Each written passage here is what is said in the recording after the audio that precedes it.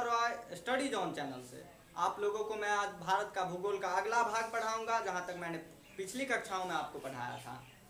तो हम आपको आज भारत की कृत्रिम सीमाएं के बारे में बताएंगे। जो कृत्रिम सीमाएं भारत, पाकिस्तान, बांग्लादेश, अफगानिस्तान और चाइना, श्रीलंका के साथ जो मिलती है, उस कृत्रिम सीमाएं के बारे में हम आपसे आज बात करेंगे। उसके बाद हम आपको भारत का विस्तार, अक्षांशीय दूरी में जो होता है, उत्तर पूर्व में जो भारत है, हम उसके बारे में बताएंगे। उसके बाद हम आपको भारत का जो द्वीप है उसके बारे में बताएंगे। उसके बाद हम आपको भारत को जो बीचों बीच कर्क रेखा काटता है, जो 8 राज्यों से होकर गुजरता है, उसके बारे में हम बताएंगे। तो चलिए दोस्त, स्टार्ट करते हैं। रेड क्लिफ रेखा 17 अगस्त 1947 को ये अस्तित्व में आया। कब आया? 17 अगस्त 1947 को। और इसकी अध्यक्षता कौन कर रहे थे? Red Cliff sir. और ये जो रेड क्लिफ रेखा है, ये अस्तित्व में किस प्रकार आया? जब भारत का बंटवारा हुआ, बंटवारा होने के बाद हिंदू मुस्लिम के आधार पर बंटवारा हुआ था। हिंदू मुस्लिम मेन मुद्दा था बंटवारा होने का, नहीं तो देश बांटने का कोई ऐसा कोई मकसद ही ना था। और जहां मुस्लिम बहुल्य क्षेत्र थे, उस क्षेत्रों को पाकिस्तान को दे दिया गया। जैसे आप लोग जानते हैं, पूर्व में बांग्लादेश और पश्चिम में पाकिस्तान को दिया गया। बहुल क्षेत्र, जहां मुस्लिम बहुल क्षेत्र थे, उस हिसाब से कोई ऐसा नहीं था जो आप इधर आ जाइए और वो इधर चले जाएंगे, मतलब इंडिया एक तरफ और पाकिस्तान एक तरफ, ऐसा नहीं था। जहां मुस्लिम का जो बहुल क्षेत्र था बांग्लादेश और मुस्लिम का जो बहुल क्षेत्र था पाकिस्तान, मतलब यहाँ जम्मू कश्मीर, उस जगह और पंजाब में पाकिस्तान को दिया गया। दोनों सीमा रेखा मिलाकर 4.5 लाख वर्ग किलोमीटर है। दोनों सीमा रेखा, बांग्लादेश और पाकिस्तान का जो सीमा रेखा है, जिसे रेड क्लिफ रेखा कहते हैं, वो 4.5 लाख वर्ग किलोमीटर है। इसका निर्धारण बॉर्डर कमीशन के द्वारा किया गया था। क्या था? रेड क्लिफ सर के द्वारा किया गया था, जिनकी अध्यक्षता में किया गया था। मुस्लिम और हिंदू के आधार पर बांटा गया था। और ये कब आया था अस्तित्व में? 17 अगस्त 1947 को। इसके बाद हम पढ़ेंगे नियंत्रण रेखा। नियंत्रण रेखा LOC, लाइन ऑफ कंट्रोल, जो भारत और पाकिस्तान के बीच है, कश्मीर वाले क्षेत्र में, जो बराबर युद्ध का बना रहता है, युद्ध होता है, विवाद का जननी है, जिसको कहिए, जो युद्ध का कारण बनता है भारत और पाकिस्तान के बीच। भारत में कश्मीर और पाकिस्तान के बीच की रेखा है। भारत और कश्मीर के बीच, भारत में जो कश्मीर है उसके बीच पाकिस्तान का रेखा है। इस रेखा का नाम सीज फायर रेखा भी है। मतलब सीज फायर मतलब युद्ध विराम रेखा। युद्ध जहां हुआ था और दोनों सैनिक एक दूसरे, मतलब सीमा रेखा के पास जो सैनिक खड़े थे, वहां जो युद्ध विराम हुआ उसको ही सीज फायर रेखा कहते हैं। और वही रेखा था। शिमला समझौता 1972 के बाद अस्तित्व में आया। कब अस्तित्व में आया? शिमला समझौता 1972 के बाद अस्तित्व में आया। और ये तत्काल तो मान लिए थे पाकिस्तान युद्ध के बाद, और सीज फायर रेखा कहते हैं युद्ध विराम था। और अभी जो है फिलहाल पाकिस्तान कहते हैं हम ये नहीं मानेंगे, और बराबर युद्ध का धमकी, मतलब कहिए जो बिल्ली आंख दिखाना है वो कर रहे हैं, और बराबर युद्ध का कारण बनता है। जो अभी दिन रात आप सुनते होंगे, 2 सैनिक मारे गए, 3 सैनिक मारे गए, 10 सैनिक मारे गए, ये यही कारण है। जो पाकिस्तान अपने बातों से मुकर रहा है। हस्ताक्षर जो किया हुआ था शिमला समझौता में, वो भी अभी मुकर रहा है। उसके बाद हम जानेंगे मैकमोहन रेखा। मैकमोहन रेखा आप जानते होंगे, जो उत्तर पूर्व में है। भारत का जो अरुणाचल प्रदेश वाला राज्य है, जहाँ चाइना अपना सीमा साझा करता है, वो है। जो 27 अप्रैल 1914 को उत्तर पूर्व में इसका निर्माण हुआ था। इस रेखा को मैकमोहन रेखा कहते हैं। इसका नाम सर हेनरी मैकमोहन के नाम पर किया गया है। सर हेनरी मैकमोहन, जो ब्रिटिश के सचिव थे, उनके नाम पर किया गया। उनके अध्यक्षता में ही किया गया था। 1914 में शिमला वार था। इन दोनों देशों ने मान लिया।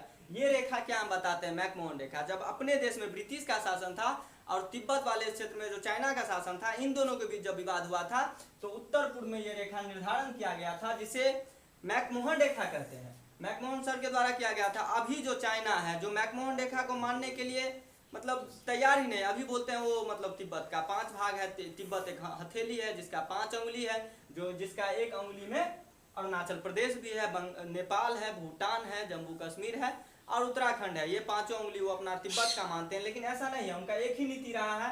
जैसे आप जानते हैं, जो समुद्र में हो, वो अपने पड़ोसी देश, कोई भी ऐसा पड़ोसी देश हो, सब पे वो धीरे धीरे करके बढ़ते जा रहा है। उनका एक ही है, सीमा अपना बड़ा करना, जो कि युद्ध का कारण बनता है। और यही कारण है जो बराबर अभी फिलहाल में भी आपने देखा होगा, जो चाइना के साथ, और चाइना के साथ भारत का कोई अच्छा बिहेव नहीं रहा है। और हमेशा मतलब पड़ोसी देश होने के साथ साथ, मतलब पड़ोसी देश होना मतलब अच्छा होता है, लेकिन वो ऐसा है नहीं। पड़ोसी देश के विरुद्ध वो मतलब कहिए जो षड्यंत्र करते रहता है, और पाकिस्तान को भी इसी के द्वारा उकसाया जाता है। अब है वास्तविक नियंत्रण रेखा LAC, line of actual control, जो जम्मू कश्मीर और चाइना से सीमा साझा करता है। ये भी एक युद्ध विराम रेखा ही है, सीज फायर रेखा, ये युद्ध विराम ही है। जो 1962 में जो युद्ध हुआ था, दोनों सैनिक एक जगह खड़े थे, वही है। और खुद चाइना के जो प्रधानमंत्री थे वही नेहरू जी को पत्र लिखा था और उस पर ही युद्ध विराम किया गया था वास्तविक नियंत्रण रेखा के आधार पर। लेकिन आज वो भी नहीं मान रहे हैं, वो भी बोलते हैं ऐसा कुछ नहीं है, हमने ऐसा कुछ समझौता नहीं किया था। जो मैकमोहन रेखा वाले में कर रहे हैं, समझौता करने के बावजूद भी बोल रहे हैं नहीं हमने नहीं किया था, जो किया सो किया, हम नहीं जानते। उसके बाद है शून्य रेखा। त्रिपुरा भारत का ऐसा राज्य है, त्रिपुरा भारत का ऐसा राज्य है जिसको 3 तरफ से बांग्लादेश घेरता है। भारत का एकमात्र ऐसा राज्य है त्रिपुरा जिसको बांग्लादेश तीनों तरफ से घेरता है। तीनों तरफ से मतलब सीमा साझा करता है। और ये जो सीमा साझा करता है मात्र 856 किलोमीटर है। और इसकी जो राजधानी है त्रिपुरा अगरतला, जो मतलब कोई भी अंतर्राष्ट्रीय सीमा से ऐसा पहला राजधानी है, मात्र एक राजधानी है जो 50 किलोमीटर दूरी पर है, मात्र 50 किलोमीटर दूरी पर है। और डुरंड रेखा के बारे में आप जानते होंगे, जब भारत पाकिस्तान एक था उस समय में डुरंड रेखा का निर्माण हुआ था। डुरंड रेखा आज का निर्माण नहीं है। जब भारत पाकिस्तान एक हुआ करता था और ब्रिटिश हमारे ऊपर शासन करते थे, उस समय विदेश सचिव हुआ करते थे डुरंड, जो अफगानिस्तान के अमीर अब्दुल रहमान खान के साथ, अमीर अब्दुल रहमान खान अफगानिस्तान के जो थे उनके साथ डुरंड साहब का मतलब वार्ता हुआ था। और उस समय में डुरंड रेखा का निर्माण हुआ था, अभी नहीं। उस समय भारत पाकिस्तान एक हुआ करता था। और अभी मात्र 106 किलोमीटर उत्तर में कश्मीर से अफगानिस्तान मिलता है, जिसको हम डुरंड रेखा मानते हैं। लेकिन ऐसा नहीं है, पहले भारत पाकिस्तान एक था तो उस समय में डुरंड रेखा का निर्माण हुआ था डुरंड सर के द्वारा। अब हम आपको बताएंगे कर्क रेखा के बारे में। जैसा आप जानते हैं, विश्व के मैप पर पूरे देश का स्थिति जानने के लिए, जैसे भारत, चाइना, नेपाल, अफगानिस्तान, जो भी देश है उसका स्थिति जानने के लिए हम काल्पनिक रेखा, मकर रेखा, कर्क रेखा और विषुवत रेखा माने हैं। जो 23.5 डिग्री पर ऊपर उत्तर में कर्क रेखा है, 23.5 डिग्री दक्षिण में मकर रेखा और 0 डिग्री पर विषुवत रेखा है। जो कर्क रेखा है वो भारत के, और कर्क रेखा और मकर रेखा के ही बीच में सूर्य परिक्रमण करता है, सूर्य इसी के बीच में भ्रमण करता है। और इसके ऊपर शरद ऋतु रहता है, हमेशा ठंडा ही रहता है। और इसके नीचे भी मकर रेखा के नीचे भी ठंडा ही रहता है। हम ये आपको बाद में बताएंगे। जो अपना जो 23.5 डिग्री के बाद जो 37.6 डिग्री है उसमें कैसे अपना गर्मी भी रहता है, ठंडा भी रहता है। ये सब मतलब पर्वत का चैप्टर है, हम जब हिमालय पढ़ाएंगे तब आपको बताएंगे। अभी फिलहाल हम बता रहे हैं भारत को बीचों बीच, भारत जो है उसको ठीक बीचों बीच मकर रेखा बांटती है। और मकर रेखा जो भारत से गुजरता है वो 8 राज्यों से होकर गुजरता है। आप मैप खोल लीजिएगा और मैप में देखिएगा। मैप में जब तक आप नहीं देखिएगा ज्योग्राफी नहीं समझिएगा। आपके जब आप ज्योग्राफी पढ़ रहे हैं तो आपके माइंड में मैप होना चाहिए। जब आप गुजरात के हैं तो आपको याद होना चाहिए गुजरात है कहाँ। जब आप पश्चिम बंगाल के हैं तो आप देखिए मैप में, आपका मैप दिमाग में होना चाहिए। आप देखिए जो गुजरात, पश्चिम बंगाल, भारत, चाइना, नेपाल कहाँ है। बिना मैप का कुछ नहीं होगा। मेरे पास अभी मतलब बोर्ड है, व्यवस्था उतना नहीं है, नहीं तो हम आपको जब पढ़ाएंगे तो मैप पे भी पढ़ाएंगे। क्लास ये खत्म होने दीजिए, उसके बाद हम मैप पे भी एक दिन का लेक्चर रहेगा मेरा, जो पूर्ण हम मैप आपको बताएंगे। जितना हम पढ़ाए हैं पूरा मैप पे बताएंगे। तो ठीक है, बताते हैं। सबसे पहले गुजरात, फिर राजस्थान। राजस्थान में बहुत कम, एकदम नीचे सटता है, बहुत कम। फिर मध्य प्रदेश, फिर छत्तीसगढ़, फिर झारखंड, फिर पश्चिम बंगाल, फिर त्रिपुरा और फिर मिजोरम। उत्तर पूर्व का मात्र 2 ही राज्य है जो कर्क रेखा में आता है, त्रिपुरा और मिजोरम। फिर से एक बार देख लीजिए, गुजरात, राजस्थान, मध्य प्रदेश, छत्तीसगढ़, झारखंड, पश्चिम बंगाल, त्रिपुरा और मिजोरम। भारत का जो पूर्व से पश्चिम विस्तार है 2933 किलोमीटर है। कितना है? पूर्व से पश्चिम विस्तार 2933 किलोमीटर है। और भारत का जो उत्तर से दक्षिण विस्तार है 3214 किलोमीटर, समथिंग 300 किलोमीटर का अंतर आता है। और भारत का अक्षांशीय एवं देशांतरीय विस्तार, जैसे हम जानते हैं भारत उत्तर पूर्व में विश्व में स्थित है। भारत उत्तर में 8 मिनट 4 सेकंड से 37 मिनट 6 सेकंड तक है, और पूर्व में 68.7 मिनट से 97.25 मिनट तक है, जिसमें कि कुल 29 मिनट का अंतर आता है। 29 मिनट का अंतर आता है। और किलोमीटर देखें तो बहुत ज़्यादा आता है। इसका एक ही रीज़न है, जैसे हम विश्व के मैप पर देशांतर का जो स्थिति देखते हैं, देशांतर रेखा जिस तरह से खींचा जाता है, जैसे ये भूमध्य रेखा है, ये दक्षिणी ध्रुव और ये उत्तरी ध्रुव है। जब उत्तरी ध्रुव से देशांतर रेखा चलता है इस तरह से, जिसके कारण उत्तरी ध्रुव और दक्षिणी ध्रुव में रेखा के बीच की दूरी कम हो जाती है और विषुवत रेखा में ज्यादा होता है। इसी कारण से दूरी बीच में ज्यादा हो जाता है और ध्रुव के बीच आते, उत्तरी ध्रुव या दक्षिणी ध्रुव के बीच आते आते कम हो जाता है। यही कारण है कि 300 किलोमीटर 29 मिनट के अंतर में है। समय रेखा, भारत का जो समय रेखा निश्चित हुआ वो कैसे हुआ? किसी भी देश का समय रेखा जो निश्चित होता है वो 15 डिग्री या 7.5 डिग्री पे निश्चित होता है, ठीक है।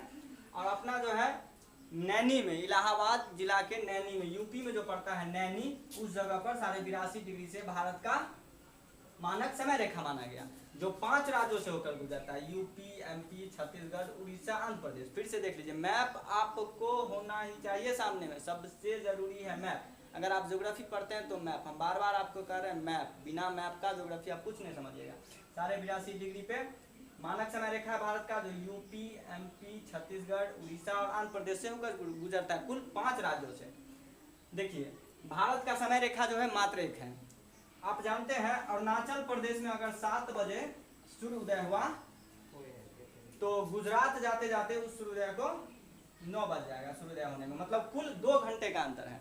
भारत में पूर्वी राज्य और पश्चिमी राज्य में कुल 2 घंटे का अंतर है, जिसके कारण पूर्वी राज्य, उत्तर पूर्व का जो राज्य है, 7 सिस्टर एंड 1 ब्रदर, वो बराबर मांग उठाते रहता है जो मेरा टाइम जोन अलग होना चाहिए। जैसे रूस में है, जैसे रूस में 7 टाइम जोन है, अपने भारत में भी बराबर मांग उठते रहता है उत्तर पूर्व के राज्यों से, जो मेरा अलग टाइम जोन होना चाहिए, मेरा अलग टाइम जोन होना। और दिक्कत इधर भी हो रहा है, इधर जो है गुजरात, इसमें 2 घंटे बाद सूर्योदय या सूर्यास्त होते हैं, जिसके कारण भारत का टाइम जोन। लेकिन अभी चल रहा है नैनी इलाहाबाद, और इस पे कोई विशेष पहल है नहीं भारत सरकार का, मांग बराबर लेकिन उत्तर पूर्व के राज्यों से उठता रहता है।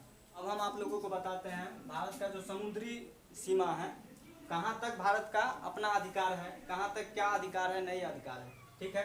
भारत का जैसे ये मैप है, इधर बंगाल की खाड़ी है पूर्व में, दक्षिण में हिंद महासागर है और पश्चिम में अरब सागर है। अरब सागर में लक्षद्वीप है और इधर अंडमान निकोबार है बंगाल की खाड़ी में।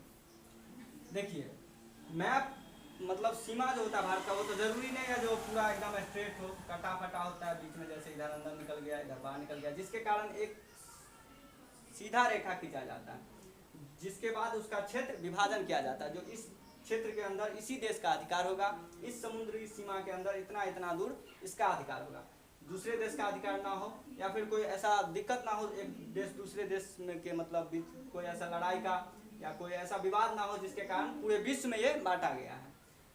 एक रेखा खींचा जाता है जिसको हम आधार रेखा कहते हैं, आधार रेखा, और इसके भीतर के जल को, इसका तो संपूर्ण अधिकार है ही। उसके बाद 12 नॉटिकल मील जिसको प्रादेशिक समुद्री सीमा कहते हैं, इसमें जिस देश के अंदर 12 नॉटिकल मील तक जो संपूर्ण अधिकार, मतलब भारत का 12 नॉटिकल मील तक संपूर्ण अधिकार है।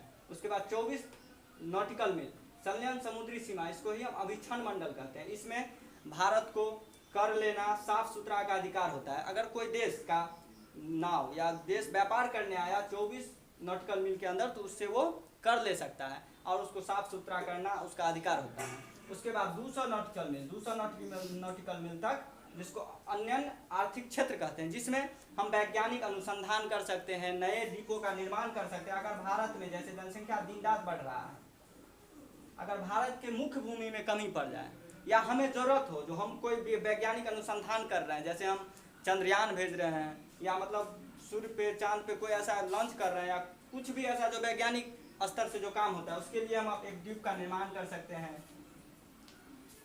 वैज्ञानिक स्तर का जो भी काम हुआ, द्वीप बना सकते हैं अन्य आर्थिक क्षेत्र तक। ठीक है दोस्तों, ठीक है फ्रेंड्स, हम आज आपको इतना बताएं। इसके बाद अगले दिन हम आपको भारत के द्वीप के बारे में बताएंगे। उसके बाद मेरा कोशिश रहेगा कि हम आपको मैप पे हर एक चीज़ बताएं, जितना आज तक मैंने तीनों क्लास में पढ़ाए हैं, वो आपको मैप के आधार पर बताएंगे, जो आपके दिमाग में पूर्णतः फोकस हो। अगर आप लोगों को मेरा पढ़ाना अच्छा लगता हो या आप हमें सपोर्ट करना चाहते हैं, तो मेरे चैनल को सब्सक्राइब, शेयर, लाइक कर दीजिएगा, और जितना से जितना ज़्यादा हो प्यार दीजिएगा, तो हम भी आगे आपको पढ़ाएंगे। मेरा कोशिश यही रहेगा कि ज्योग्राफी, पॉलिटी, इकोनॉमिक्स और हिस्ट्री आपको मतलब मतलब बिगिनिंग से एंडिंग तक पढ़ाएंगे। और कोशिश मेरा यही रहेगा, अभी कुछ समय का मतलब दिक्कत चल रहा है जिसके कारण नहीं तो फिर हम करंट अफेयर्स भी आपको पढ़ाएंगे जो रोज डेली स्टार्ट होगा। और मतलब मेरा कोशिश रहेगा जो टेस्ट भी चले, पहले पढ़ाने तो दीजिए उसके बाद। और सबसे बड़ी बात, आप एक कोई बुक रखिए जिसमें मतलब पीटी के लिए स्पेशल फैक्ट हो और उसको पढ़िए। जैसे आज मैंने ये चैप्टर पढ़ा दिया, उसके बाद एक पीटी फैक्ट का वो बुक पढ़िए। और फिर आप क्वेश्चन भी हमसे कर सकते हैं, जो आपको अगर कहीं कोई प्रॉब्लम हो तो कमेंट के द्वारा आप हमसे क्वेश्चन कर सकते हैं। धन्यवाद।